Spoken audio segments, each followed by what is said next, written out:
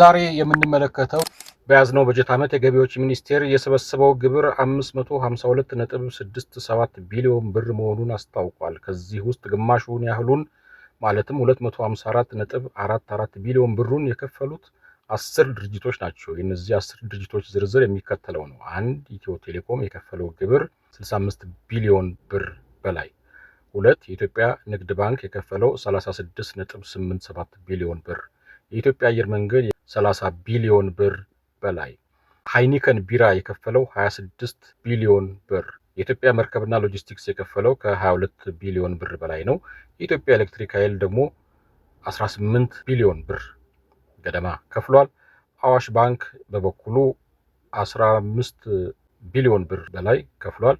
የኢትዮጵያ ኤሌክትሪክ አገልግሎት የከፈለው ደግሞ 13 ቢሊዮን ብር አካባቢ ነው። ቢጂአይ ኢትዮጵያ በበኩሉ 12 ቢሊዮን ብር በላይ ገቢ አድርጓል። የኢትዮጵያ መንገዶች ባለስልጣን 12 ቢሊዮን ብር በላይ ገቢ አድርጓል።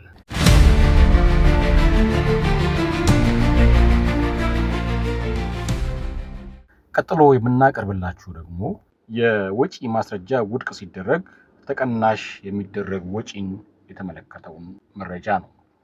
የሂሳብ መዝገብ የሚይዝ ማንኛውም ግብር ከፋይ ያቀረበው የወጪ ማስረጃ በታክስ ባለስልጣኑ ተቀባይነት ባለማግኘቱ ምክንያት ውድቅ ሲደረግ የሚከተሉት ሁኔታዎች ከተሟሉ ወጪው በከፊል ይያዝለታል። ወጪው ገቢ ለማመንጨት የወጣ ከሆነ፣ ወጪው የድርጅቱን የዕለት ከዕለት እንቅስቃሴ ለማስቀጠል ከሆነ፣ ለድርጅቱ ህልውና ወይም ዋስትና ለመስጠት የወጣ ከሆነ፣ በእነዚህ ሁኔታዎች ወጪው በከፊል ይያዝለታል። የሚፈቀደው የወጪ መጠን ወይም የመቶኛ ቀመር ሚኒስቴር መስሪያ ቤቱ የወጪ ማስረጃውን ውድቅ ቢያደርገውም ከላይ የተጠቀሱት ነጥቦች ከተረጋገጡ በገበያ ዋጋ ተሰልቶ ከታች ባለው ምጣኔ መሰረት ወጪው ይያዝለታል። ለቋሚ ንብረት የገበያ ዋጋው 70%፣ ለሌሎች ዕቃዎች ወይም አገልግሎቶች የገበያ ዋጋው 65%። ከዚህ ቀጥሎ ወጪው ሙሉ በሙሉ ውድቅ የሚደረግባቸውን ሁኔታዎች እንመለከታለን። 1. ወጪው ለድርጅቱ ስራ አስፈላጊ መሆኑ ካልተረጋገጠ። በሁለተኛ ደረጃ የሐሰት ደረሰኝ፣ ምንም አይነት የንግድ ልውውጥ ሳይኖር የተቆረጠ ደረሰኝ ከሆነ።